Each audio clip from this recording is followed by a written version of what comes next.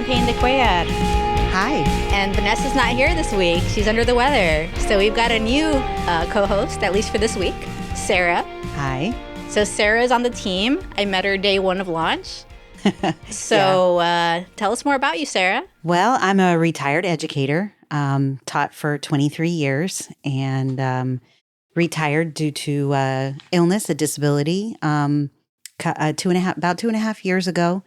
And ever since then, I've just gotten more actively involved in politics in the community and doing community organizing. And so, of course, as soon as I heard that we had a new candidate, I was excited to meet you, wanted to find out more about you. And so I've been volunteering with the campaign ever since. So you've been with us since launch day. Yes, I have. I've taken on the role of trying to, help you get out there to events and organize some events, get you known in the community, because I think that's probably one of your biggest hurdles is because, you've been working in the ER. Right. And I mean, I know when I was teaching, I didn't have time for anything else. That was all I had time for. Right. And so I can imagine that as an ER doctor, it's like even more demanding of your time. Right. Obviously your patients knew you, other doctors and nurses and all of that knew you, but we've got to get you known by everybody else. So yeah, I feel like that is where my time, and I've always loved planning events and planning parties. So that was where my skills could benefit the campaign. So I've been volunteering with that. Yeah. So not really events going on this past week. I've been busy actually working. So I'm a single mom. And I had an ER shift on Friday, and then this weekend I really hunkered down and did telemedicine work because I've got to pay the bills. Right. So sometimes it's hard balancing that with this campaign, with law school, but sometimes I've just got to make money. And you're still volunteering, or you're still doing your hours at the law office as well, correct? Right. So I'm doing my law school externship. I'm doing my real estate law class. I've got to make money. I've got to take care of my daughter. I've got to do the campaign. There's a lot going on. Yeah, I can't even imagine how busy you must be. It's insane. I can imagine. So for my week, I spent this last week reaching out to some of the county chairs in the northern counties in our newly formed District 15, and have spoken to some really amazing people, the Democratic county chairs. Jennifer Hay from San Patricio County is very excited about your campaign. I've met her multiple times. And invited us to their next meeting and, wants us to set up some events up there. So we're looking at, setting up some meet and greets and things like that. She was wonderful. And another county chair from Wells County, Cindy Rios, from the first time I spoke with her, she's just been amazing. So she really wants us to get up there to the Falfurrias or Alice region. Alice mostly is where she lives, and do something there. And then really exciting this past week, I've been trying to get in touch with the Democratic county chair from Brooks County and could never get anybody on the phone. Nobody would answer. I'd leave messages. And finally I got a call from this woman out of the blue, and she's like, "Hi, I'm Martha Gutierrez, and I'm the new Democratic county chair." Awesome. And so she got my name and number from Cindy Rios in Wells County and said, that they want to have you up there to Brooks County and maybe plan something with Cindy Rios over in Wells County, because they're such small counties. But, they've got some Democrats up there that really are really looking for some alternatives. They want change, and they definitely don't want to vote for Monica De La Cruz, you know? So I was excited about that and excited to talk to her. And she said she's trying to get more people onto the Facebook page for Brooks County. So, go to their Facebook page and follow them and give them some support. Speaking to the rest of of your listeners, get involved in your community. If you're living out there in those small counties, I know it can be intimidating because they're red counties, Sure.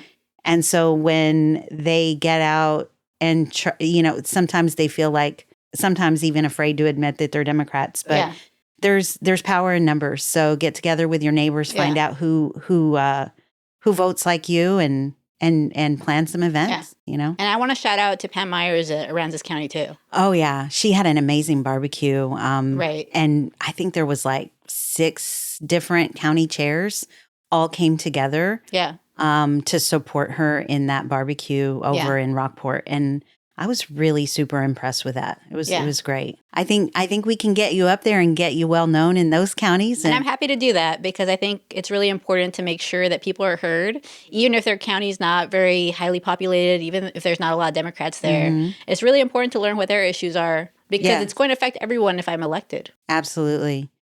And while we're on the topic, this brings me to something that I've noticed lately. Yeah. And I know I've spoken to you about it a few times and you're like, oh, we're not going to worry about that right now. We've got too many other things to worry about. But I have to bring it up. Yeah. So I feel like, and I've noticed, we are not getting as much support in our campaign from our Democratic Party here in Hidalgo County. I feel like you get more support from the northern counties than you are from Hidalgo County. I see the Hidalgo County Party chair handing out yard signs twice a week for your primary opponent. Yeah. And, inviting him to all the events and showing up to him with all the events and even planning events for him. And I don't see you in that equation anywhere. It's like they're acting like you're not even running. Right. So this really bothers me because you've got a strong team of people behind you that believe in you, that support you, that are from Hidalgo County. Like I belong to 2 different nonprofit organizations that organize the Get Out the Vote campaigns and things like that. Yeah.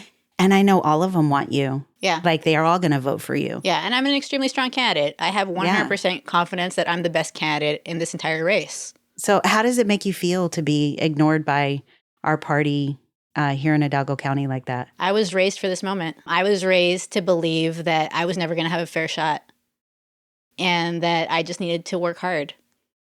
No one's ever handed anything to me. So that's just the way that I've always been. I have to somehow surpass whatever obstacles there are. That's just always been my life. Mm-hmm. So nothing new. Yeah. It's sad that it has to be that way, but you hear that over and over again from women in politics that they have to fight for the recognition that is just handed to men so easily. And it's not just women in politics. I think that it's also a function of just being a person from the Rio Grande Valley. Mm-hmm. We have to go through a lot to get out. We don't come from advantage in general. Mm-hmm. So I just know how to work from disadvantage. And I'm not saying I'm going to win. I just know that I'm going to fight hard because I've always fought hard to basically surpass whatever disadvantages I have. Excellent. Wow, I that's one reason why I volunteer my time with your campaign, even though could probably find 1,000 other things to do. But no, I believe in you and I believe in your campaign. And I think that you're what this area needs. So I support you. And I'm not going to say like, oh, I never feel down about anything. Mm-hmm. Life is never perfect, right? But I know how to pick myself back up. Yeah. Bravo for that. Okay. All right, so let's talk about my favorite topic, healthcare. Healthcare. Well, I have a story to tell there, like something that has been frustrating in my life for the last, for sure for the last year, but it's been something that's been ongoing for years. I mentioned earlier that I'm retired. I'm a retired educator and I'm only 49 years old. And You're young to be retired. I know I am. And right now I look good. I look healthy. I mean, you wouldn't. You look great on the camera. Yeah, you wouldn't know that I'm actually disabled. I'm certified disabled. TRS accepted my disability retirement. And I actually wasn't sure I knew that before today. Yeah, I don't think you did. I don't talk about it a lot. I just tell people, oh yeah, I'm no longer teaching. Yeah, I suffer from several different conditions. One of them, I have a tumor in my brainstem. They believe it is benign, but they can't biopsy it because of where it's located. And when I was going through all the testing for that, they found a bunch of little lesions all over my brain. It's called white matter disease. It's what they call it. But, and they believe that the causes of those little lesions is my migraine headaches that I suffer from frequently. And because it's those little lesions are often found in sufferers from migraine. So that's 2 of the conditions that help qualify me for the disability retirement. I used to take this medication called Nurtec, and it worked really well. And all of a sudden, about a year ago, my TRS insurance switched from CVS Caremark to Express Scripts, and Express Scripts just decided they didn't want to cover my medication anymore. Yeah. And so I'm allergic to all NSAIDs, aspirin, ibuprofen. Okay. I can't take any of them. It's a severe allergy, like I would die. So I'm left pretty much just taking Tylenol. Yeah. And that's all that I can, because I've gone through so many other medications that the doctors have tried. I mean, my doctors at MD Anderson are the ones that treat my migraines. Yeah. And obviously they've tried everything. And they've been trying since February, submitting paperwork to the insurance company, showing them all the meds they've tried and everything they've done. And the insurance still doesn't want to cover it. Yeah. They actually came up the first time and said that your doctor doesn't have the proper credentials to prescribe this med. A neuro-oncologist from MD Anderson doesn't have the proper credentials. And I'm just getting the runaround. It's very frustrating. And I think a lot of people are experiencing that. Yeah. Unfortunately. I've been inside the insurance companies reviewing cases. And what they essentially do is they make it difficult. So I'm sure that if you were inside, you'd be able to see more clearly why it's being denied and what could be done to get it approved. But we can't see that, right? Mm-hmm. And it's not easy. Mm-hmm. And so they're essentially making it hard so that they can profit more. Hopefully they want me to give up and just, I don't know. They just don't want to pay for it ultimately. Mm-hmm. So they find ways. Yeah. And honestly, if you look inside, usually they do have valid medical reasons for the decisions they make, but they don't give you that transparency. Mm-hmm. They don't say, hey, if you just give me this chart, this note, it can get approved. Yeah, and I called them and I asked them specifically, like, what do you need my doctors at MD Anderson to send to you? Because they've literally filled out their paperwork 2-3 different times since the spring. And did they provide any guidance? They gave a phone number for them to call. Yeah. And then in my chart, I got a note back from the nurse at MD Anderson that they tried that number and they were told the number was invalid, that was only for patients. So they just make it hard. They do make it hard. I will say that what I've learned is that everything that's documented on their end is part of your medical record. So you could probably request every single note they've made and that could potentially help. But we're dealing with all these crazy things. Yeah. People are just trying to get medical care. Yeah. And the ultimate issue is the insurance companies. And the repercussions, like, they don't even stop to think about it. I mean, I had a scare about 2 weeks ago now. I took 1,000 milligrams of Tylenol because I woke up with a horrible headache. Yeah. And then, when you have the migraine, you don't think clearly. And 45 minutes later, I'm still in pain, just stumbling around my house. I took another 1,000 milligrams of Tylenol. And another thing, 6 months ago, I donated my liver to a friend in need. And so I'm trying to regrow my liver. And then I got scared. Oh my God, I just took 2,000 milligrams of acetaminophen in an hour. Yeah. So I called poison control. I'm like, what do I do? And they're like, well, you need to get blood work done to make sure that you haven't damaged your liver. So I called my doctor and I got the blood work done. And sure enough, my liver numbers are like out of whack now. So, and now I have that concern and that worry, like, did I do irreparable damage to my liver? Simply because the insurance company wouldn't give me the safe medication that I need. Right. And that's why I believe that we do need to maintain a private option, but ultimately we need to wean ourselves off the insurance companies because all they're really doing is profiting. Yeah. They're increasing the difficulty for the patients and they're not getting the value for their money. Mm-hmm. So I think we need to maintain a private option for people who want it. Mm-hmm. But I think most people should be given the option to buy into Medicare, even though they're not Medicare age yet. Mm-hmm. If this happens, then insurance companies will have to compete. Mm-hmm. And maybe their product will improve because the Medicare option is so good that they can't find customers. Let me ask you a question. Do you ever see it being a possibility that someday we could have universal health care in America?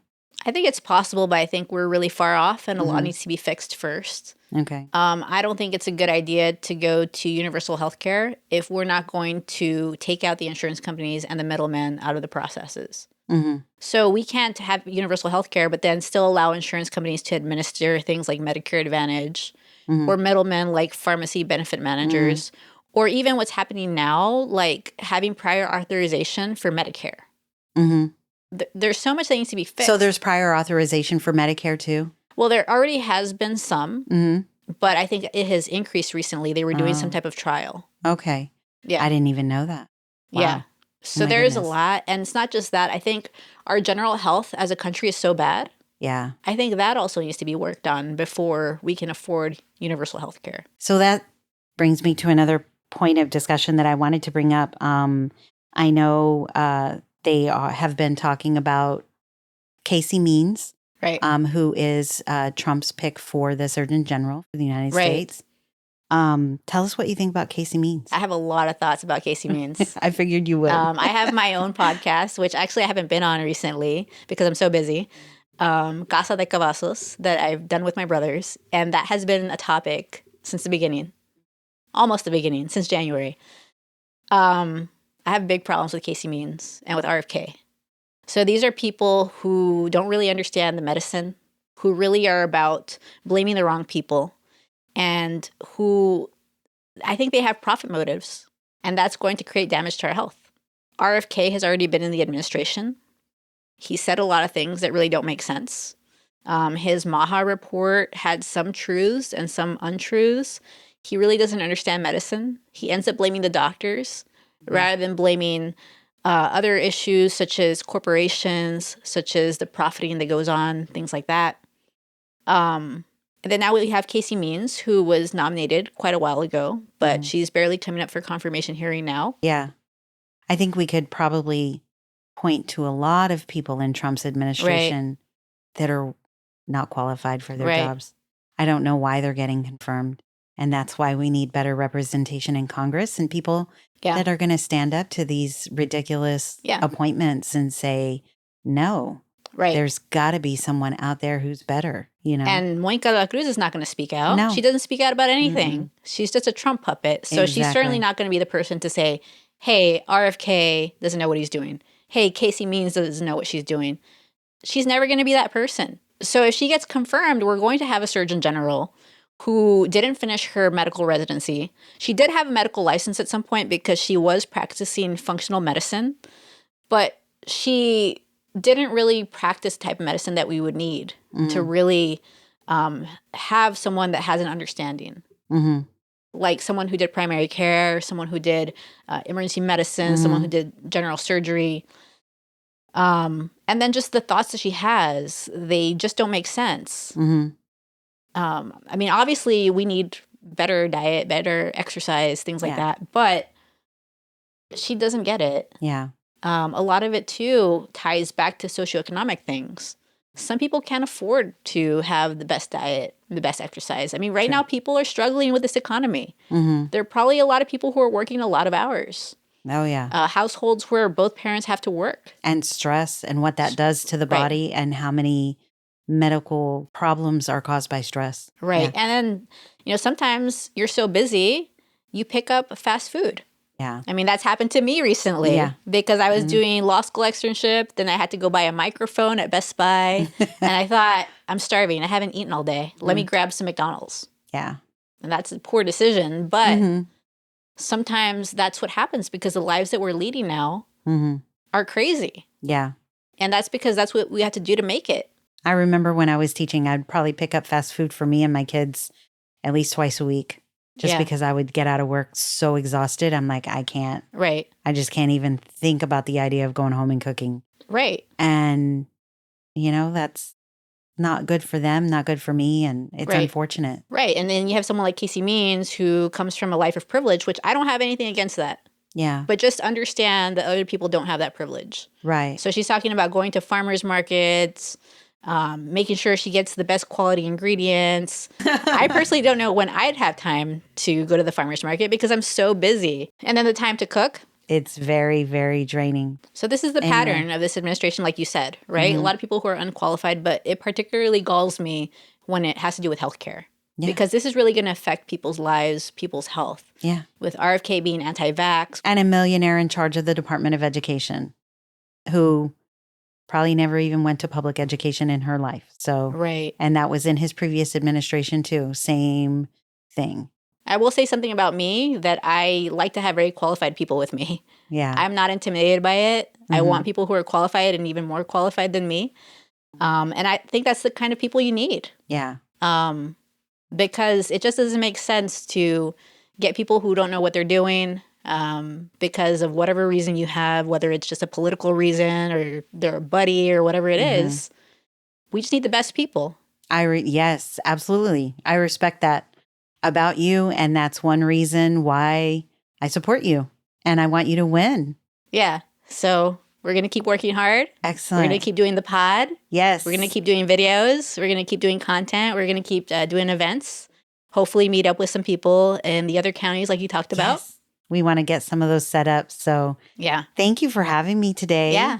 It's fun. It's been fun. Yes. Anytime you need a fill-in for Vanessa, I know everyone's going to miss Vanessa. She's amazing. I love her too. Yeah. But I'm always available whenever you need someone. So. Awesome.